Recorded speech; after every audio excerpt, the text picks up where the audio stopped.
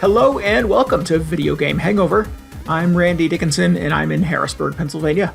Hey, I'm DJ Ross. I'm in Mountain View, California. On every episode of Video Game Hangover, we talk about the games that have been keeping us up at night. This week, the 2026 Summer Backlog Attack continues with Omega Boost and 1000xRESIST. Ooh. Oh, I almost went into my spooky voice. That's the wrong voice. Save it. You're 2 months early. Yeah. I'm starting to see some of that. I mean, well, there's already like Halloween decorations at my grocery store, which is like, this is getting ridiculous. Yes. Yeah. There are Halloween decorations in a lot of stores. We were at the mall and Bath and Body Works is like completely taken over with Halloween things. Yeah. Which is like, I'm a big Halloween fan, but we gotta, just calm down a little bit. I guess there are no huge holidays in August, but like all that candy you buy is going to be stale. It's still people are still doing fireworks here in Harrisburg. 4th of July. 4th of July goes until roughly the beginning of September. All right. Well, I mean that's another issue happening. Nobody knows what season it is anymore. Yep. Summerween. Yeah. Oh yeah, well, I mean, we were just there like a few weeks ago. Yeah. Anyway, I keep seeing all these spooky games pop up, and I'm like, I should wait till spooky season. Yeah. In spite of nobody else in the world waiting for a spooky season to do anything spooky. Yes. I've flagged a couple of those too. I get press releases. You get some too, I think, or you just get the ones that I forward you from different publishers and marketing folks and video gaming and a lot of them are starting to hype horror games. And I'm like, oh, bookmark this one. We'll play it in October. Bookmark this one. We'll play it in October. Like we cannot play all of the spooky games in 1 month. It's just not possible. So, we can try though. Yeah. You do have to get them out a little bit early. Like there's always 1 or 2 games that'll try and release on or like the day before Halloween. I'm like, oh, that's too late. You gotta get it out a little bit earlier than that, I think. Yeah. That was the one last year, the Spooky Express, that I really wanted to play. It was a little puzzle game with the little vampires and mummies and stuff like that. And it came out like October 28th. And I'm like, you're cutting it real close, guys. Yeah. You gotta start putting them out in August. But yeah, we my partner and I live in the suburbs for the first time ever in our adult lives. So we are in the market for a 12-foot skeleton. If anybody knows where to get one of those. I've never had a yard before, so we can go super hard on Halloween decorations. So there's a Facebook group we found for people who like camp out outside of Home Depot to like get there when the truck gets there at 6 a.m. so you can get the first 12-foot skeleton off the truck. I'm like, I don't know if I'm that devoted. Is that like, do you need to do that? Do they run out?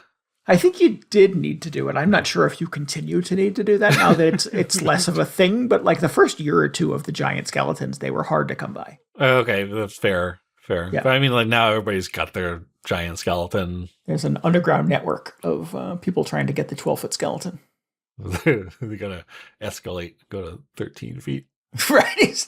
That's insanity. You just can't do that. 20-foot skeleton. That's too tall. There's no skeletons that tall.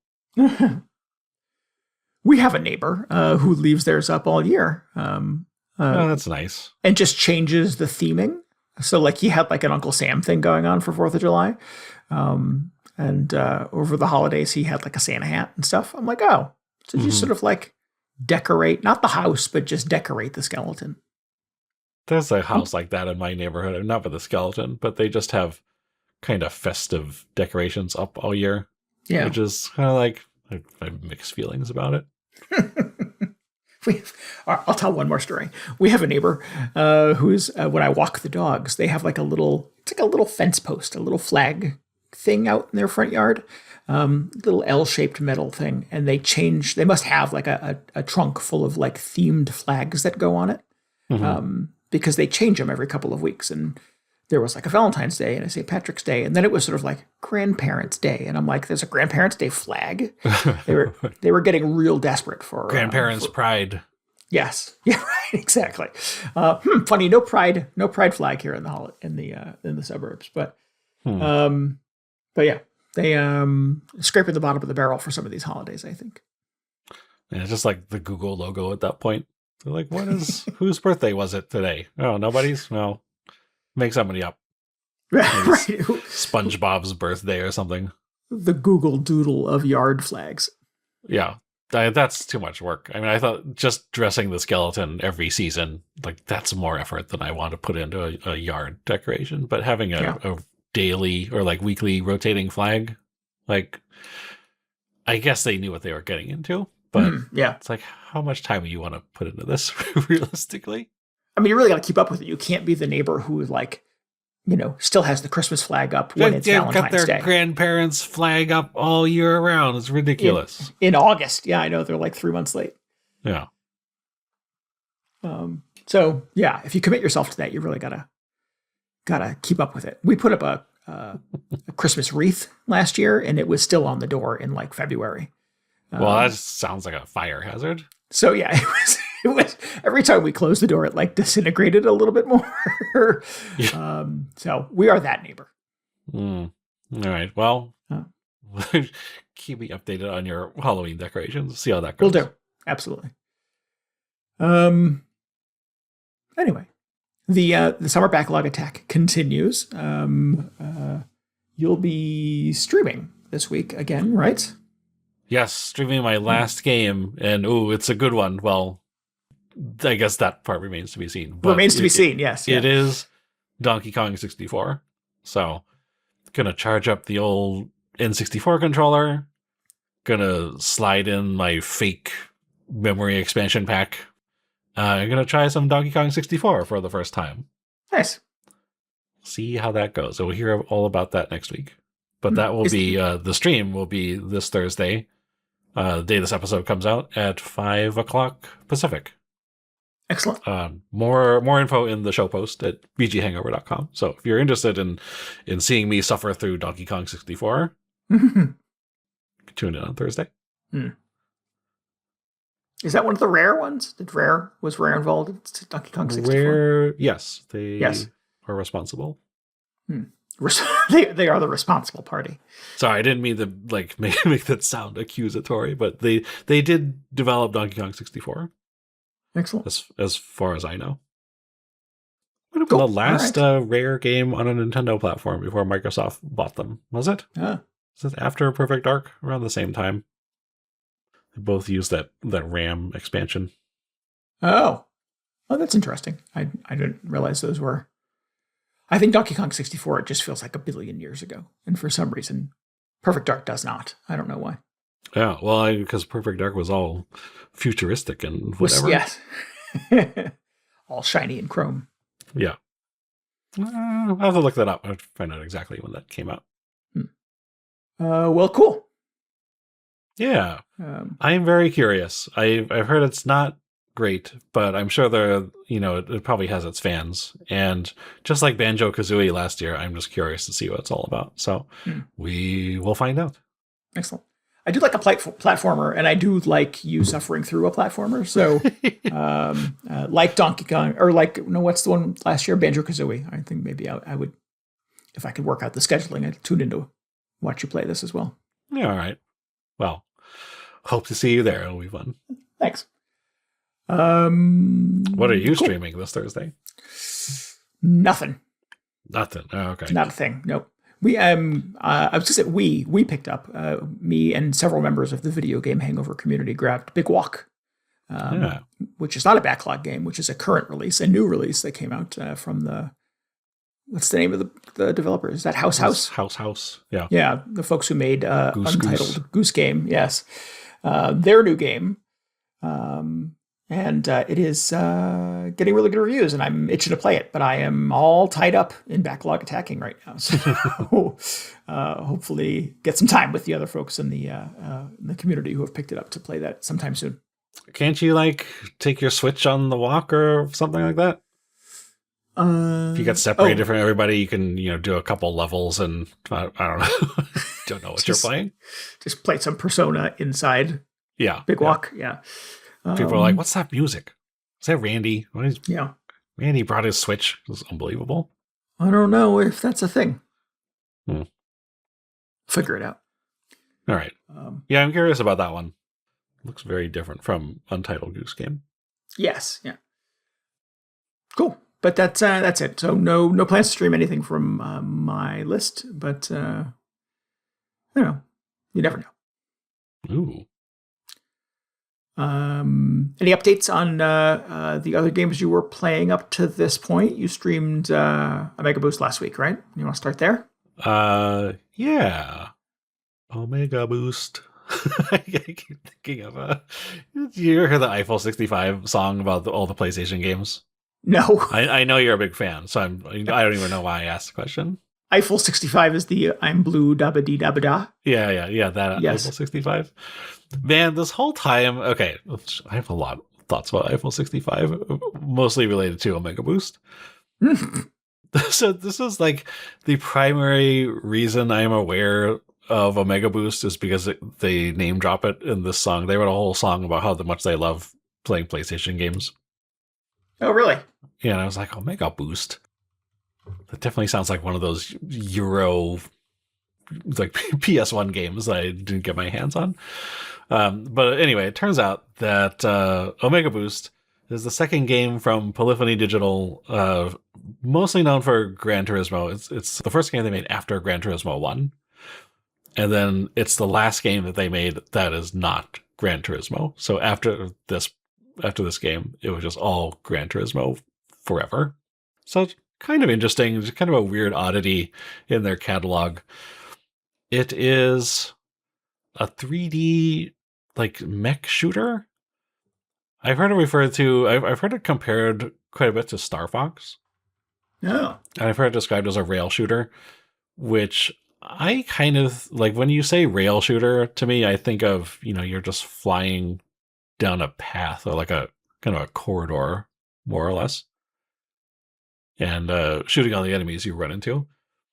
So that's what I was envisioning for this, but it feels like it doesn't fit so neatly into that description, because it, like, the whole time you're playing it, or most of the time anyway, you are in this giant mech suit, and it just feels like you're kind of floating in space and not necessarily traveling in one direction. You're just like flying all over the place. You're flying in any direction.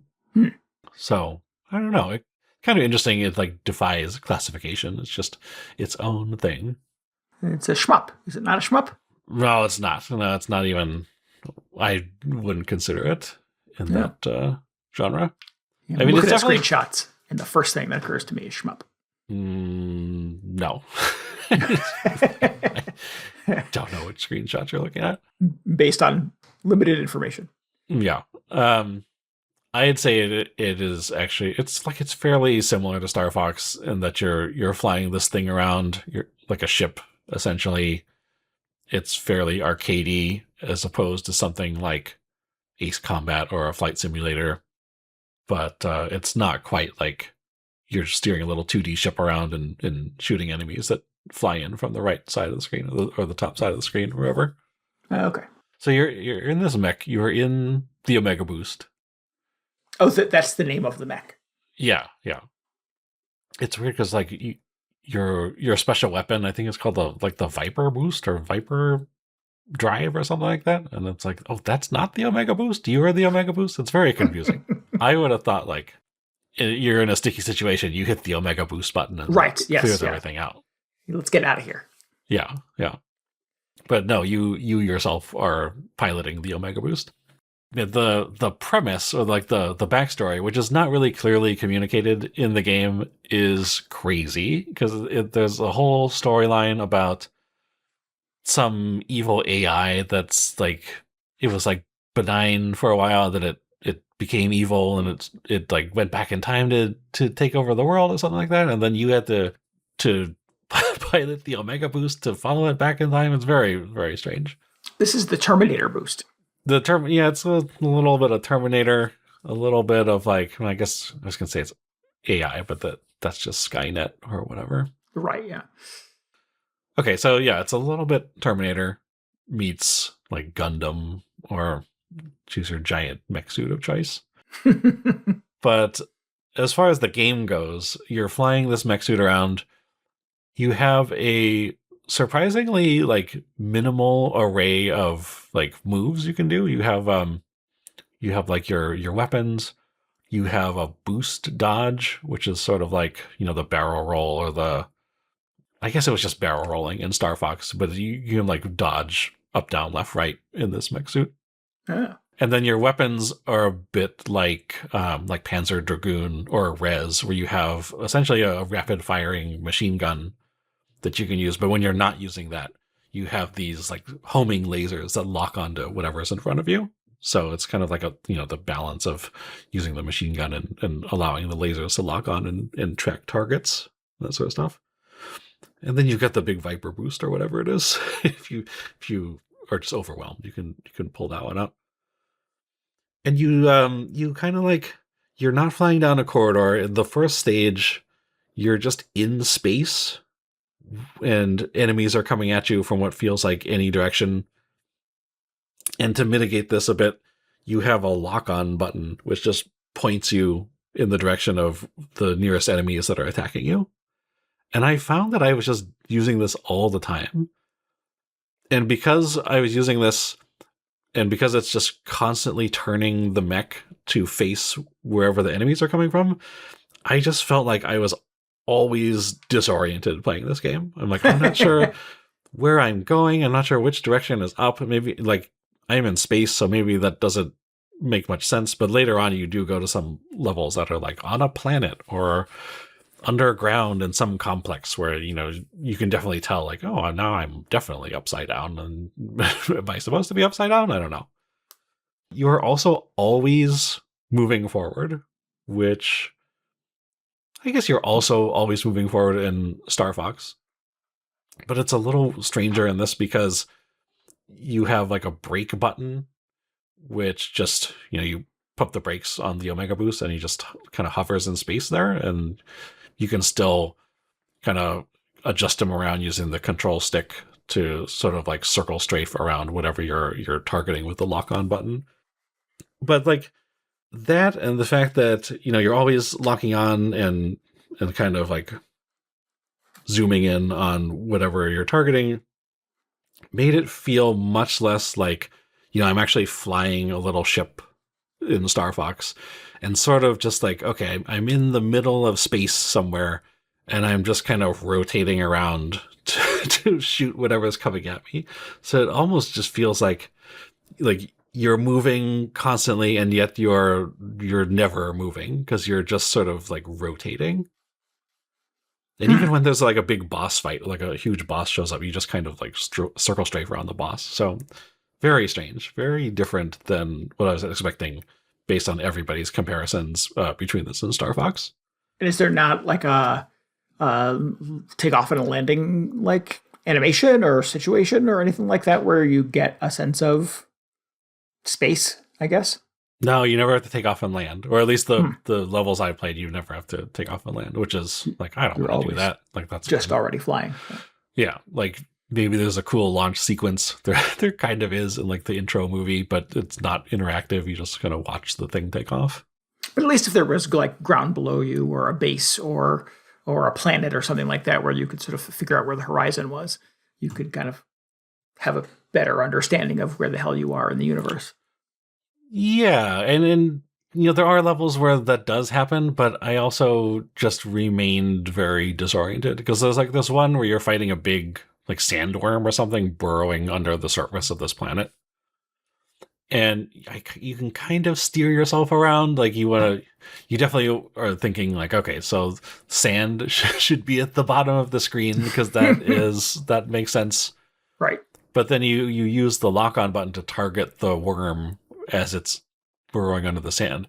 And it just like, this may be just an issue fighting this one specific enemy, but it just points you directly down into the sand. And then from there, it's, you go fully upside down or you're basically at the mercy of the camera, wherever it's kind of trying to track the worm. So I was like, it feels like I'm not playing this correctly because just watching it, just watching the Omega Boost kind of like spin around and do 180s as the worm will like move in a different direction. You're basically just looking at the ground, which is in what looks like the completely incorrect orientation. Like, it looks like this guy just does not know what he's doing. Like, who gave this guy the keys to the Omega Boost? Should have picked somebody else.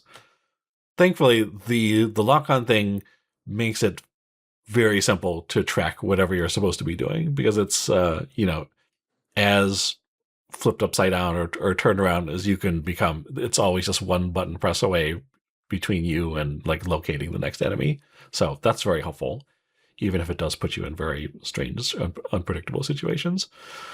But I think just a combination of all those things made it feel like weirdly unsatisfying to fly this thing around, because it never feels like you're actually flying it in sort of a purposeful way. You're always just sort of like auto-targeting onto the next thing. And, who knows where that next thing is. It's just like the camera is constantly swiveling around. So that was very weird. So you're not like balancing, controlling the flight of this thing with also shooting. Not really. The flying is just sort of happening while you're manning the guns. Yeah, I feel like it's mostly sort of circle strafing. Even when, like, there are a few cases where, a huge battleship appears in space and you can kind of fly around it. And I thought, okay, well now maybe it makes sense for me to, go full manual control on this thing and like fly myself to a point where I have a good angle on whatever I'm supposed to be shooting at on this boss, because it's got all these little like target points on it. But I would do that for a little bit, and very often would just immediately return to using the lock-on and doing the circle strafe, because it just feels like it's more effective. It makes it much easier because, you're trying to get a fix with your homing lasers to put the sort of like targeting reticle over whatever you're supposed to be shooting at, rather than just trying to fly it manually, which is maybe why they have it so you're just always moving in the first place. Because right. At some point, it gives you the option to flip it around and say, okay, you can have it so you're never moving unless you push the button, which was formerly the brake button. Now that's going to be your thruster button. So I thought, okay, maybe I'll try this. Maybe it'll feel more like, it'll feel a little more natural. And I realized, like, no, it just results in me just sitting in one spot in space and being a sitting duck, essentially, because I'm not holding down the thruster button. So I was hoping it would be a little more intuitive, but it ended up being kind of a detriment, because all the enemy lasers would just find me because I was sitting still and not giving them a moving target for them to hit. So just kind of a weird reaction to the movement in this game. I don't know if I'm like thinking about it wrong or playing it wrong, or if it's just kind of weird, unintuitive like movement to begin with, but that was kind of my impression. Do you think that's a limitation of what was possible on a PlayStation 1 at the time, as far as sort of like complexity or conveying movement, or like a lack of dual sticks on a controller at the time? Or what do you sort of chalk this up to? It did occur to me, because I've heard mentions that for some reason, like the way the PlayStation 1 handled 3D was not like true 3D compared to something like modern consoles or even the N64. And I don't entirely understand what that means. But I was wondering, maybe the fact that for most of the game, you're not actually flying through what feels like a real constructed environment is like partially to do with that. But there are so many other PlayStation 1 games where you are just in a 3D environment. So yeah. I don't know why this game would have had to go out of its way to sort of like jump through all these hoops to make their vision possible, to get a sort of a workaround around whatever 3D limitations the PS1 had. So I don't know. I also wouldn't rule out that I'm just, I'm still a beginner at Omega Boost, so maybe it's something I'm just not grasping about it. There's a problem. Yeah, it's always a possibility. But yeah, I was expecting, if it's not Star Fox, maybe it's just like Panzer Dragoon. But that was kind of a contemporary with this. Oh, sure. It was a few years earlier, anyway. But now even Panzer Dragoon just felt like, okay, now I understand what's going on. We're like flying not through like a literal corridor or anything, but we're always going in this one general direction. We're like looping around obstacles and that sort of stuff. I kind of wonder if maybe the goal was to just have it feel like you're floating in space freely or something like that. Maybe they didn't want it to feel like you're moving down a corridor. Although there are these sections, there are several sequences where you are just flying down a huge like mine shaft or like an elevator shaft or something. I think it's actually like the time shaft or whatever that the AI used to go back in time. But it's effectively this huge tunnel. And this was rough because you don't have great like precision control over the Omega Boost, and there are all these obstacles you need to avoid in the tunnel, and I found that it's just not super clear whether you're going to like collide with an obstacle, like whether you're far away enough from it to avoid hitting it because of just the way the visuals are rendered. And then more often than not, if I end up hitting an obstacle, it would basically bounce the Omega Boost around so severely that I would just hit every single other obstacle following it. So I was just like, okay, well, this is frustrating. Maybe they should not have included so many of these tunnel sequences. But hey, I guess that's how you have to send this thing back in time. You have to send it down the time shaft. So, right. So whatever. Oh, I did like I like Panzer Dragoon. I like Res, that style of shooting. So the rest of the sequences outside of those tunnel sequences are pretty fun. But, I was really hoping that, maybe this will be like an overlooked Star Fox game that I've been missing out on all these years. And I feel like it falls a bit short of that. Like I'd still probably take any version of Star Fox over this. Is there anything in this that is that sort of indicates that, like, yes, this is the group that's going to go on to make Gran Turismo for the next 40 years? It hasn't been that long, I don't think. I know. 30, no, not really. Maybe. Yeah.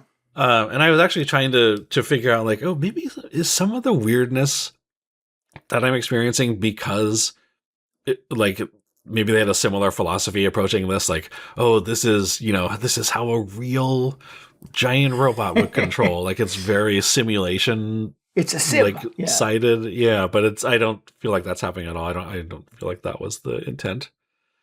Although that would be extremely interesting. I would love to play like the Gundam version of a Gran Turismo game. Or I think I don't know how many times I said this, but I would like, give me the Star Trek version of Gran Turismo. Let me build a whole starship from scratch and like put all these parts together and tweak all the values and all this stuff, and then I'll take photos of it, and that'll be the last game I ever need. But no, it doesn't feel like they were setting out to make the giant mech version of Gran Turismo. It's just kind of its own thing. It's just kind of a weird little oddity, little detour until they got back on the track making Gran Turismo games. Right. Interesting. Yeah. It would be wild if, like, next year, or as like a PlayStation 6 launch title or something, they announce Omega Boost 2. But I feel like that's unlikely to happen. I'm seeing screenshots as I Googled this for what looks like a very modern game called Omega Boost. Was there like a remake or something of this? Not that I am aware of. No, maybe there's something in my search that is not actually the game I'm looking for. I don't know. Maybe it's like an upscaled version, somebody running it on an emulator or something like that. There is like very fancy cover art of the robot holding this or pointing this huge rifle at the camera, which is very like, it's much nicer than the in-game graphics. So maybe you're seeing that. No, maybe. There's like a whole like hybrid computer graphics and live action video intro movie where you see the guy, the kind of like snarky pilot climbing into the Omega Boost cockpit, and he's kind of, just making these cocky pilot comments as he boots this thing up. So I don't know, maybe that's what you're seeing. That was a fun throwback, though. I was like, oh man, remember the live action video intros? Yes. Well, that was very trendy for a while, right? That was. Yeah. Yep. Sorry, I'm reading this says that the North American version of the game licenses songs by Loudmouth and Static X. And these songs are different in the Japanese and the European versions. They took the songs out entirely and replaced them with some other thing. Yeah, as I was watching the intro, there's like this ridiculous kind of like guitar song playing. Early 90s alt metal thing. Yeah, like this feels like, in the Japanese version, it was either some like techno song or maybe like a J-pop anime opening. It's probably not the right tone for this sort of thing, but like I'm like willing to put money on it that it was not the same song. And yeah, there's like an alternate soundtrack to the intro for the Japanese version. Interesting. But it was very much like, oh yeah, this definitely feels like a late 90s PlayStation 1 intro. It was good. Sorry, the last thing I see here is this this quote from a review of the game says it is the textbook definition of a 2-star game. Competent, but totally uninspired. Yeah, it's not amazing. Yeah.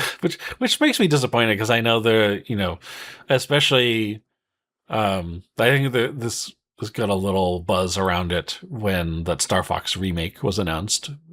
People were like, oh, the Omega Boost remake is clearly right around the corner then. So people started talking about Omega Boost again. And I thought, like, wow, I didn't realize there were so many like diehard fans of Omega Boost. Maybe I've been missing out. So then that was what led to it ending up on my list this year. And then I just feel like it's kind of underwhelming. Yeah. Maybe Gran Turismo 2 was the correct choice for the studio. And then we all know how that ended up. So, well, through the lens of nostalgia. Right. Well, it would have been interesting if they, done Gran Turismo 2, and that's insanely popular. And then they did Omega Boost 2, which was just like a total refinement on everything. And then, I don't know. The alternate timeline would have been interesting. Anyway, I'm still looking like, I don't know if I'm looking for a cool new rail shooter essentially, but I would like to play a cool mech game at some point. And I was hoping maybe this would be it, but I don't think that's going to end up that way. What's the one that was on Xbox that came with the giant mech dashboard you had to play with? Steel Battalion. Steel Battalion. Yeah. Yeah. I played that at PAX one year. That was so overwhelming. Well, that's your Star Trek experience. We got 100 switches. Yeah, that's what I want. Oh man, give me that like plexiglass console that I can just sit in front of. I'll just do that all day. Oh, that would be so good. Right after we finish recording this, I'm gonna look up people's custom home setups for like Star Trek Bridge Crew or whatever that game was to see what people put together. Cool. All right. Well, as I'm looking through the screenshots here, I have to sort of make a bold statement that I don't think I can think of a single PS1 or PS2 game where I'm like, yeah, that looks great. It looks awesome. Any PlayStation 1 game? The graphics on that have aged beautifully. I don't know. I'm not sure. What was the best looking PS1 game? Do you have a sense of what that could be? Well, I mean, this is probably biased, but I think Vagrant Story. Final Fantasy. Okay. I actually don't know if the later Final Fantasies look amazing. Like, I think Final Fantasy VII still holds up quite well because they were using a kind of a unique graphical technique. But the ones later where everything's textured, they look kind of janky. But like, man, Vagrant Story, the art team just really knew how to like design visuals for the PlayStation 1. And I think it actually got a bit of recognition when the PlayStation 2 came out because it could take PS1 games and sort of like upscale them somehow or like do something with the textures that made them look better. And then just because of the way they had built the art in Vagrant Story, it like really benefited from whatever the PS2 was doing to games. So I think like that is sort of my go-to for like best looking PlayStation 1 game. I will offer that you're not alone in that thought because I searched for it and The little AI overview says, while there is no single factual consensus on what is considered the best looking PS1 game, Vagrant Story is widely considered. Yeah, no, it looks great. Yeah, they also mentioned Final Fantasy IX and Chrono Cross. No, those I think of like the chunky textures again, where they're just like, I mean, great looking games at the time, but I don't think they've held up as well as some of the other stuff. Interesting. Like Metal Gear Solid 1 might also be on the list. I mean, like the art style on that was also fairly similar to the technique they used in Vagrant Story, so I'd expect it to upscale better. Interesting. Cool. All right. So I was a little disappointed, but whatever. I still got Tower of Druaga to go back and play again. That was great. Well, at least you can cross it off your list. You no longer have to be curious about this thing that you missed. Yeah. Well, next year, G-Police or whatever unearth the PS1 games I've been playing. Anyway, what did you get into this week or last week? I was playing support BioShock 2. I think I had decided that I was pretty close to the end, but that I had seen enough. BioShock? Yeah. I don't know that I'll go back to that and roll credits on it. I do still want to check out the DLC. We've been talking about that for a couple weeks now, so I will get to that. But I put a lot of time into Portal Revolution. That game is really good. If you are someone who is hungry for more Portal, this is it's pretty good. It's beautiful. It's pretty sort of epic from a storytelling standpoint. The ending is a little bit of a meh. It doesn't really sort of land. But there's some interesting stuff that happens along the way. There's a fair amount of exploration. I had mentioned last week that outside of the just sort of the lather, rinse, repeat of kind of the chambers, the portal like test chambers, you get out of that system a lot, and you're kind of poking around kind of the hallways and back rooms and corridors and stuff like that of Aperture, sort of after the events of Portal 1. So it's in a state. And it's kind of, I use this word lightly, epic. I know it's a mod, but the folks who modded Portal 2 to make Portal Revolution really kind of went hard. So a lot of kudos for this. I can understand why, Steam, Valve sort of approved this, I guess. Signed off on it or endorsed it, whatever the right word is, because it does. I think it does the license proud in a lot of ways. It feels like it sort of belongs in canon with the Portal 1 and Portal 2.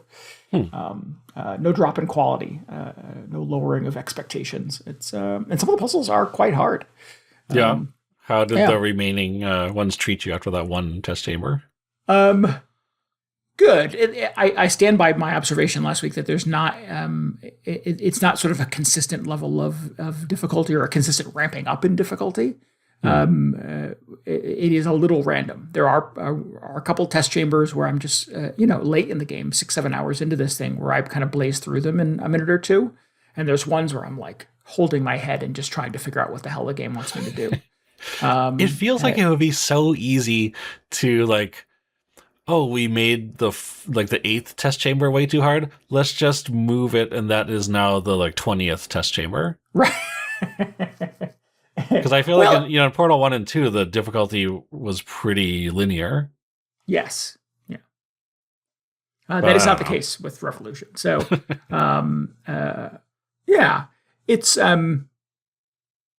it's cool though. I'm at a point where, I have gels and turrets and there's whatever the thing was that's like the little space warp. The little the I don't know conveyor or what it is. Yeah. You kind of hover, you float through space, kind of. Right. So I'm trying to sort of get all of these mechanics to work in concert together to be able to get the solution that I can map out in my brain. I just have to make the pieces work. And there's quite a bit of it that sort of hinges on getting the timing precisely right, where it's a lot of the perpetual motion thing where you have to sort of like have a portal on the ground and a portal way up high, and you're using kind of the motion of you falling super fast to propel you across. And while you're shooting across some giant puzzle, you also have to like shoot the next portal that you're gonna fly through. Yeah. And just getting the timing right on that is always a challenge, but results in some very funny deaths. Wile E. Coyote style as I splat against a wall and then into the pond. So yeah, it's good. I'm having a really good time with it. I was sad when it ended because I wanted to play more, but I was reminded by a member of our video game hangover community that there are other Portal 2 mods out there that I can play that have been quite acclaimed as well. So I'm excited to see if I can get any of those running on my Steam Deck as well. I saw that one where it's like a co-op mod, and then one of the players has like a time portal, and that's all they do.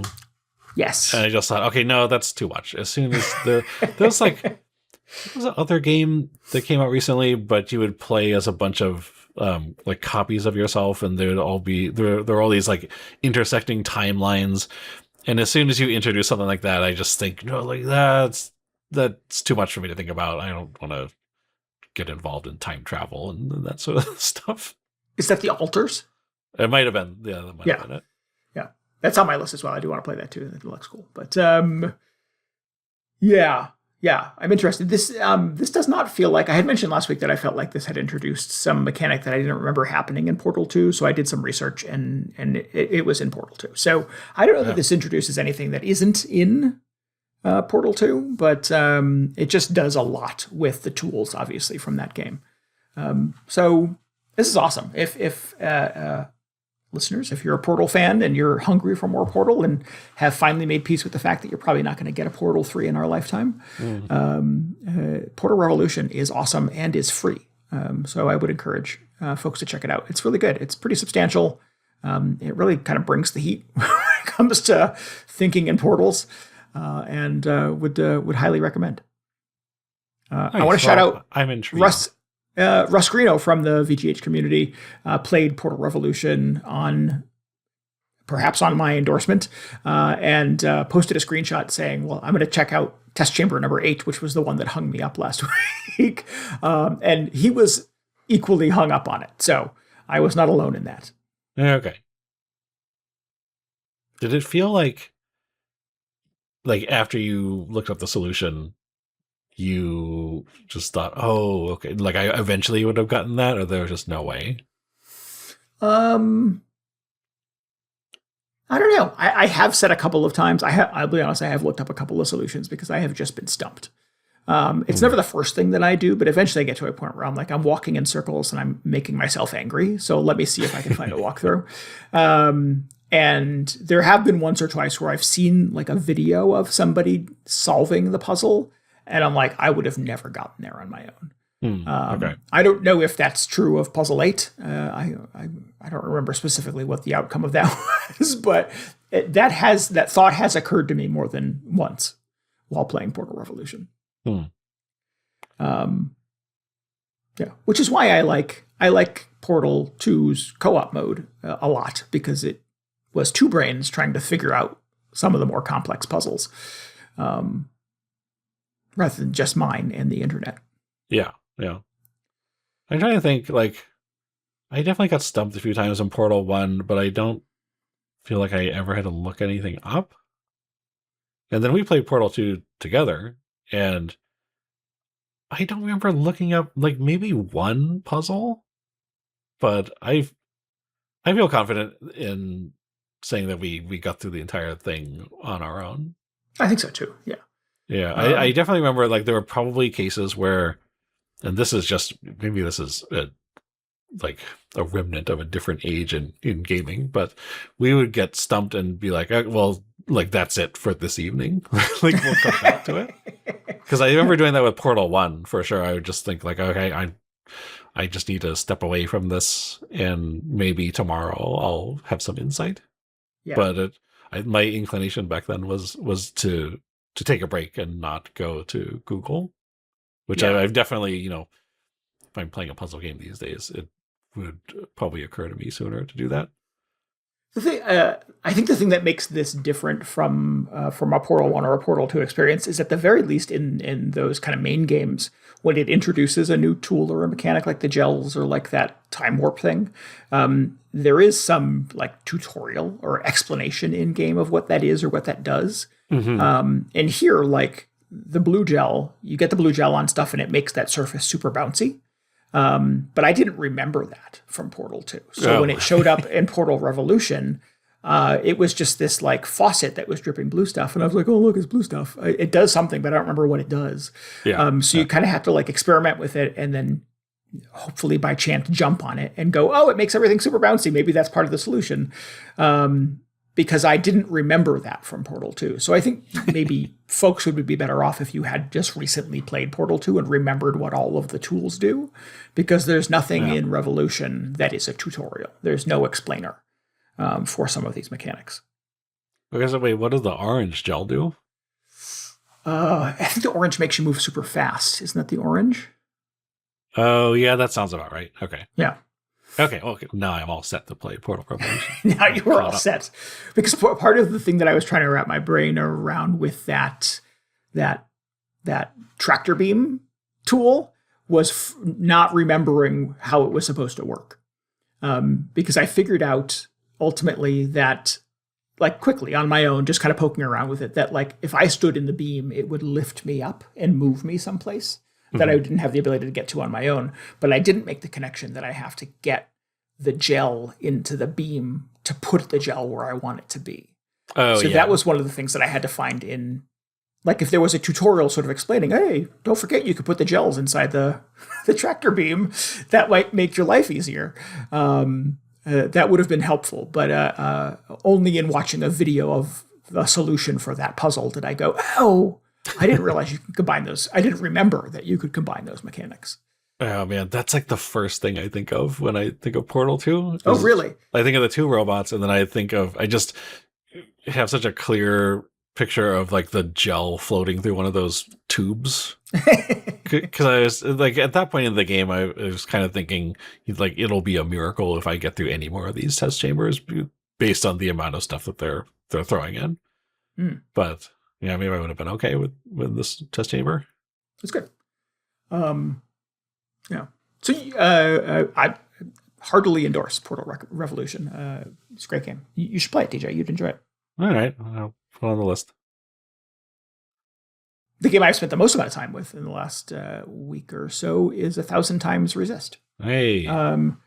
And I don't know. I wish I loved this as much as the internet loves this. Oh, not into it? But you said you spent a lot of time with it. Yeah, I'm still doing it. But I'm waiting for something. Like it's very talky. It is it's a walking simulator. I think that's fair, right? Yeah, it's like almost like a TV show. Yeah. I mean, it's like, there's a lot of dialogue. It's very story heavy. Yep. All you're doing, like, sort of like controlling the character wise, is you're just navigating around and talking to the next NPC. Right. And you get little like dialogue trees and stuff like that. So you can sort of like shape the conversation a little bit, but you're not really role playing. I don't think there's alternate paths or anything like that. I think it's pretty linear. It has a story to tell. For the most part, it's pretty linear. But the hook here is that you are, I don't want to spoil anything for anybody because it is a game I think that could be easily spoiled. But I don't even know where to begin talking about this. Like, I think on the Steam page, they say like you are in the society that's comprised of clones. Yes. Yep. And then I forget where they go from there. You are a survivor of a plague. Yeah. Of mysterious origin. And to survive, someone was cloned, and you are one of those clones. Yeah, that sounds about right. And that's super vague. There's more to it than that. But you're a character called the Watcher, and it's your job. Everybody has a job in this weird idealistic society to observe and to catalog and stuff like that. So by way of doing that, you're supposed to commune with the other survivors. And that means like sharing memories of the person you were cloned from. And that is where all the story beats, like the sort of the heavy lifting anyways, come from. And I give the game a lot of kudos for doing some pretty serious heavy lifting. There's interesting things in here about obviously sort of like COVID response to a certain degree, kind of extrapolated out. There's interesting sort of historical things in here about sort of China and Hong Kong. There's stuff about sort of like generational trauma and the immigrant experience, et cetera, all told through this very shiny sci-fi wrapper. There's a lot of like capital letter pronouns for things that you're supposed to sort of understand that ultimately over time you do sort of makes more sense in context. I kept having little Death Stranding moments where I was sort of like, oh, I don't know what that is. Hopefully that makes sense to me later. The first several hours are pretty, I mean, like there's a lot of that. And you're just kind of like fingers crossed that it all, like they managed to bring it all together eventually. Yes. Yeah. And I feel like they did, which is a huge relief because you could see how it could potentially, just end up like Death Stranding or like Kingdom Hearts or something like that. But no, I felt like I was extremely satisfied with how they were able to like wrap everything up and how the sort of like drip feed of reveals and context was given to you. Oh, good. Yeah, it is. It has a chapter by chapter structure. You compared it to a TV show, so I think that even the structure of the game feels sort of like it's done in episodes, which I think is helpful in consuming it. Otherwise, you spend a lot of time kind of walking around this big kind of amorphous like base, and it all looks like shiny sci-fi spaceship interiors. Looks like you're on the Citadel from Mass Effect or something. Yes, but a lot of it is like empty, and a lot of it looks like other parts of it. So I spent a lot of time just kind of walking in circles around the Citadel, trying to figure out where the hell I was supposed to be going. You have a little confusing. A wayfinder pointer thing across the top of the screen that sort of shows dots on like a 3-road grid of where objectives are, but it's not like a GPS by any means. It doesn't lead you to the next objective. So it just sort of like, if I walk enough in this one direction and hopefully I'm on the right floor, I will come in contact with a thing I'm supposed to do. So I do feel like I spent a lot of time kind of wandering around the Citadel trying to figure out where the hell I am and where I'm supposed to be. It's not called the Citadel in the game, but yeah. Yeah. That's probably, I mean, that was probably my biggest objection or the biggest issue I had with it is, it's a little confusing to navigate. Not even just that place, but there are other times when, other games will just put a blinking arrow on the floor or whatever to point you to the next NPC. And, I don't necessarily need that, but I feel like sometimes I was just like, okay, do I take this elevator or is this the one where I need to take the staircase and go to the next level? It was a little confusing that way. And then there's a time sequence later on, which I thought was frustrating, but those are the big things that jumped out at me. There is like a movement puzzle almost in this where you have different like, as you're in some of the memories and some of the like the more kind of dreamy elements of the game, there are these little like dots in the air and you have to like focus the reticle on them and push 2 buttons to be able to zip to the next one. And if you fall, if you don't do it quickly enough or don't get the reticle on the right one as you're falling, it drops you and you go back to the beginning and you have to do it over and over again. And I'm like, there's got to be a way to make this skippable. This feels like an accessibility problem. I didn't really care for those sequences either. They're bad. And it feels like someone got the advice during development, like you need to put something in it that feels like a game or like a puzzle. Because otherwise you're just walking around and talking. And they should have just embraced that, I think.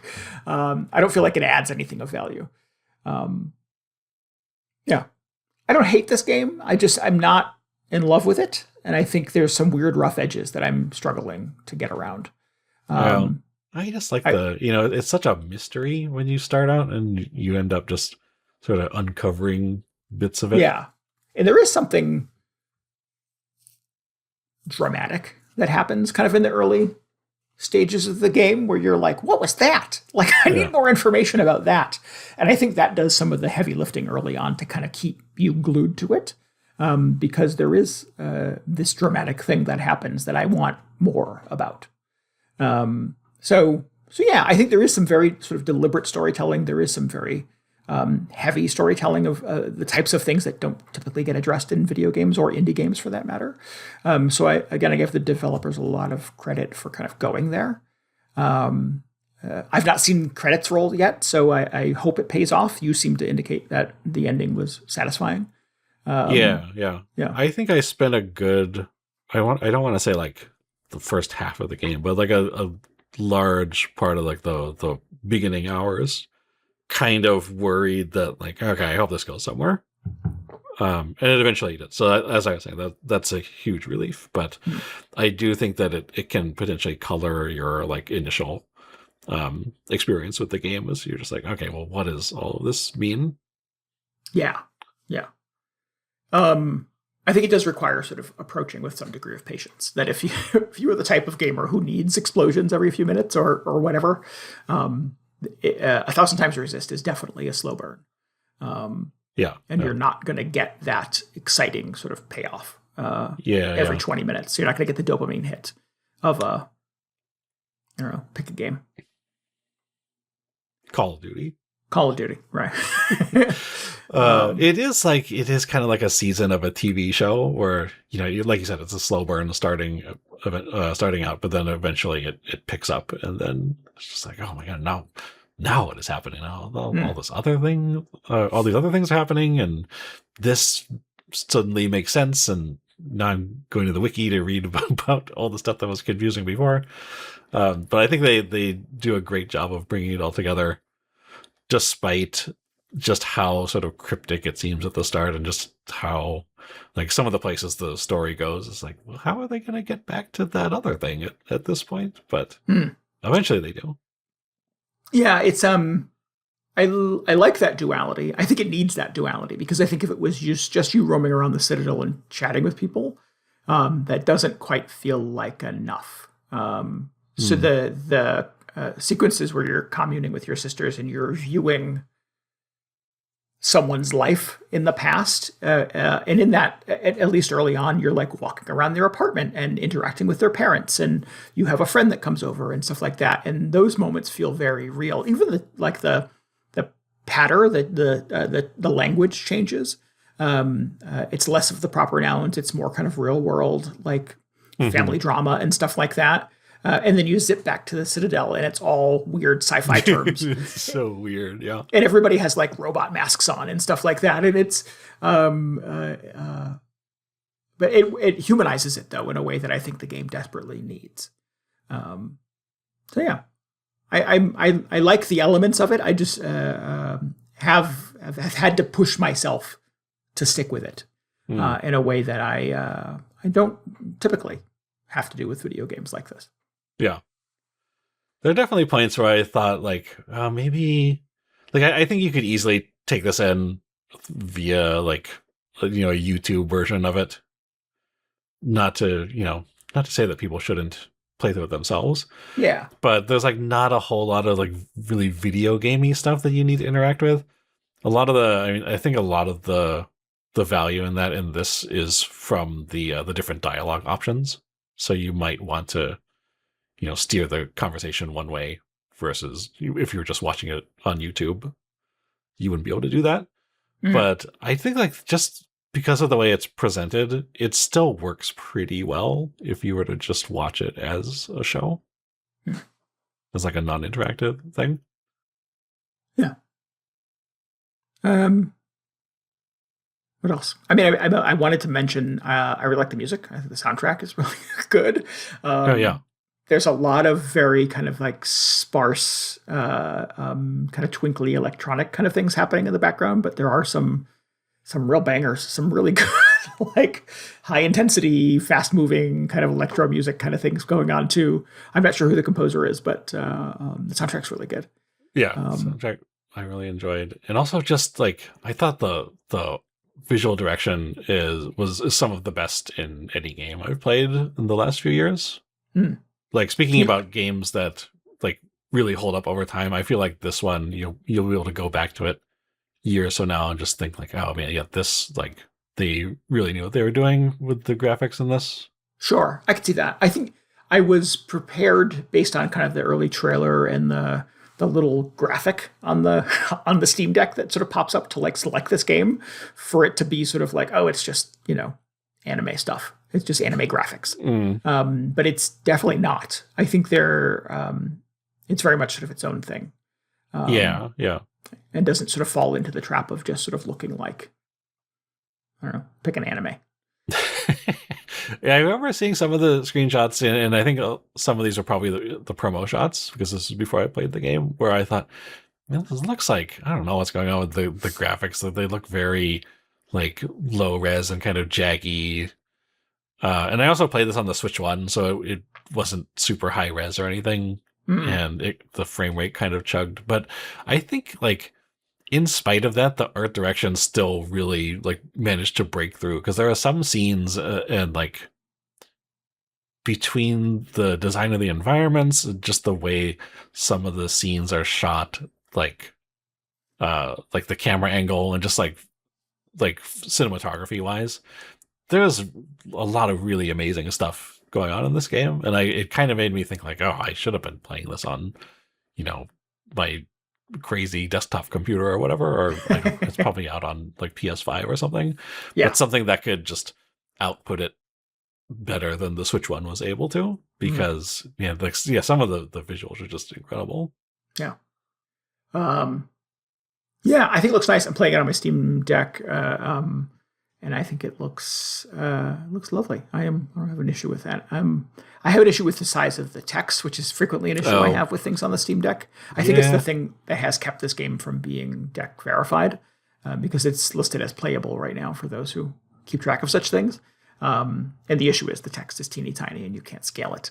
The good news is obviously the Steam Deck has a built-in zoom function. If you are old like me and infirm, but so that helps. Otherwise it looks lovely. It plays really well. Yeah. I'm interested in the voice acting. I think there's a couple of the voice actors are doing some really good work. Not any names that I recognize, but that doesn't legitimize or delegitimize them by any means. But there's definitely some choices that were made. Like, you have an assistant, like an AI assistant, this little orb that floats around with you. And the voice is clearly a small child. Yeah. And I don't understand why that is. Interesting choice. And I'm not sure if that's explained later, but that character is called the secretary. But it is a little kid's voice who is giving you like verbose, like Wikipedia style entries and information. It's a decision. It's a choice. I don't quite understand it. And there's some of the other characters, it does feel very much like kind of teen speak, which I'm weirdly sensitive to in video games, generational language. So I'm not sure what to make of it, but it's, I don't know. It doesn't take me out of it. I don't hate it by any means, but it makes sense within the game universe. Sure. Why that's happening. I think the little kid did a good job from what I remember. Yeah. It was a little weird at first. I was like, what? Okay. They won't talk for a long time. Robot. Yeah. And then they'll talk, and I'm like, oh yeah, it's a little kid for some reason. Yeah. Yeah. I mean, I don't know anything about this developer. Is this their first game? Maybe it is, but clearly a lot of very deliberate stories they wanted to tell, and very deliberate decisions about art style and voice acting and music that they wanted to include. It feels like this is a labor of love in a way that, maybe a game like Choo Choo Charles doesn't. So we're just waiting all their life to make Choo Choo Charles. So yeah, as I'm describing this, as DJ's sort of talking about his playing of the game in the past, I suspect our listeners know whether or not this would be their kind of thing.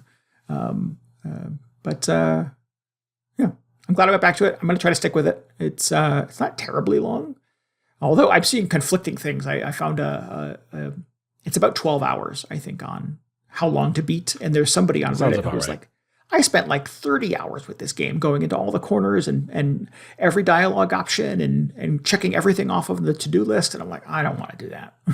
Well, you can be pretty thorough, but I like 10 or 12 hours sounds about right for me. Yeah.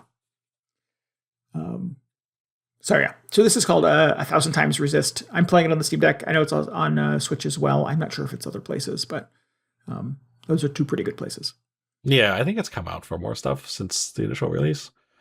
I'm just sold on whatever they come out with next. I think they already announced their new game, but I can't remember what the title is. But oh, cool. I feel like there are so few games that really feel sort of like challenging in a way, not in the sense that like, oh, this level is too hard, but like the really challenge you to like think about what's going on in the story and with the characters and all that.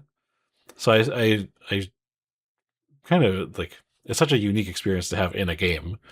Whereas, I've experienced plenty of like movies and TV shows like this where, you're not totally sure what's happening, or there's no clear thing that's going to happen next, but you're just sort of along for the ride.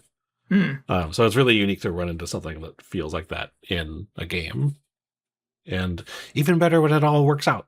Because I was saying at the start, I was just thinking, like in the very first scene, they just throw around so much terminology, and it's really like the whole moment is completely out of context. I was thinking like, man, what did I sign up for? I don't know where this is going.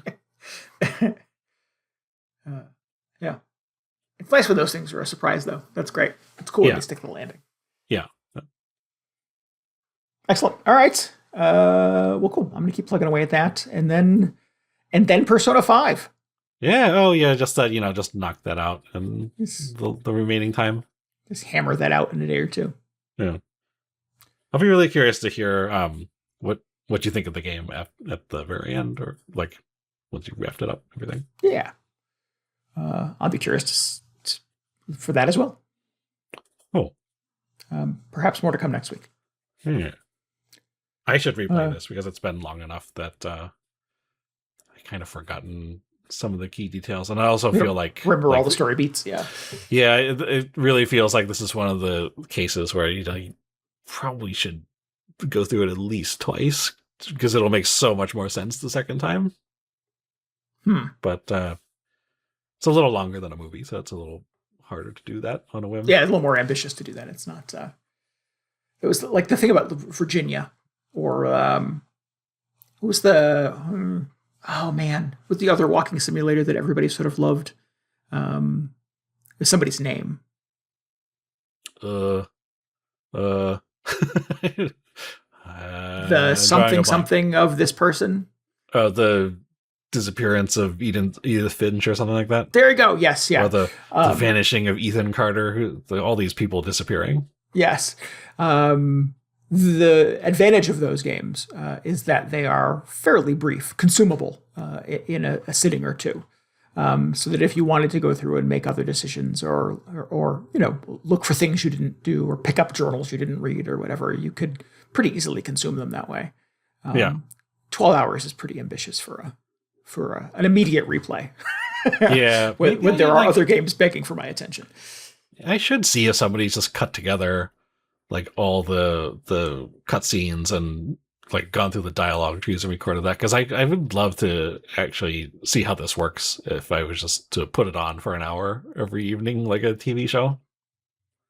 As much as I would like to play it again and then get lost in the space station or whatever it is. Right. It'd be interesting to compare. That game is called What Remains of Edith Finch. What Remains, yeah. Yep. What Remains of Ethan Carter?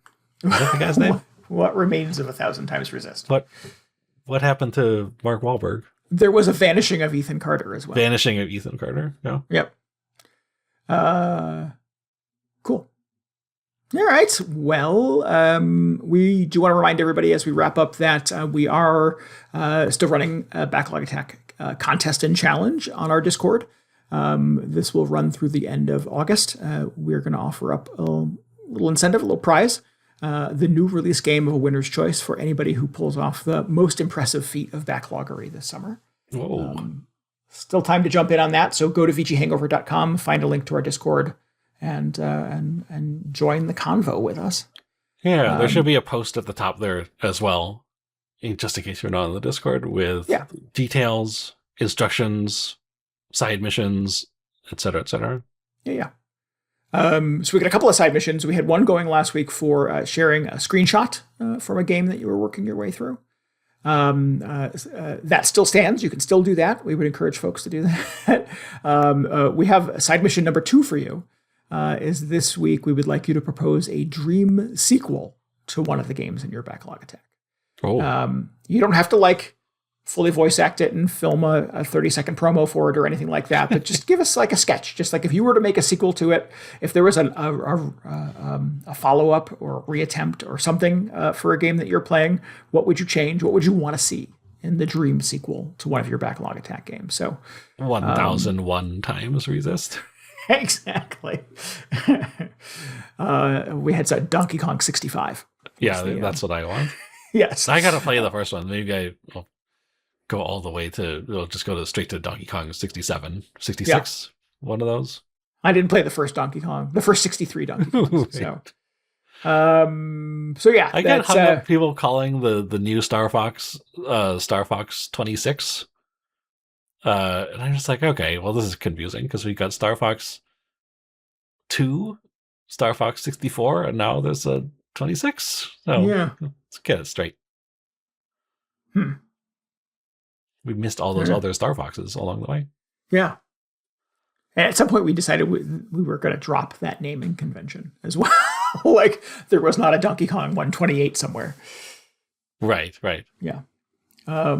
So share screenshots with us and pitch your dream sequel for a game in your backlog. A couple more side missions coming your way before the summer is over, but we'd love to have you jump in the Discord and chat with us. Also, friendly reminder that we are pumping out for your listening satisfaction weekly episodes during the month of August to keep up with the backlog attack. So please make sure you've hit the subscribe button. Yeah. If you need any more video game hangover in your brain, you should follow us on Blue Sky. We're VGHangover.com there, and you can always get show notes and links and tell us what you thought about this episode at VGHangover.com. We would love for you to join us on Discord. I mentioned that already. You can get a link to that at VGHangover.com. And I'm just repeating myself here. Please subscribe, rate, and review us on your podcasting app of choice, and maybe help us out by telling your friends about the show. Yeah, really appreciate that a lot. Helps us bring in new listeners. They can send us their own dream sequels to Donkey Kong 64. Man, I really hope that, well, I don't know if anybody else is playing Donkey Kong 64. I just want to hear all the weird ideas for Donkey Kong sequels. Maybe there could be a Donkey Kong and 1000 times resist crossover. I don't know how that would work, but I would love to see that. Anyway, speaking of stuff I would love to see, we'd like to give thanks again to Ray 8-Bit this week for our intro and outro music. If you'd like to hear more of his work, you can go to ray8bit.bandcamp.com and get that whole discography. Yeah. Good stuff. We'll be back. We'll be back when? Thursday, the day this episode comes out. DJ will be streaming Donkey Kong 64. Go to twitch.tv/whatever. Go to there you go. Go to VGHangover.com, get the link. It's all in there. And then we'll be back next week with more games. Until then, this is Randy Dickinson. This is DJ Ross. Thanks for listening to Video Game Hangover. Goodbye. Good night. See you.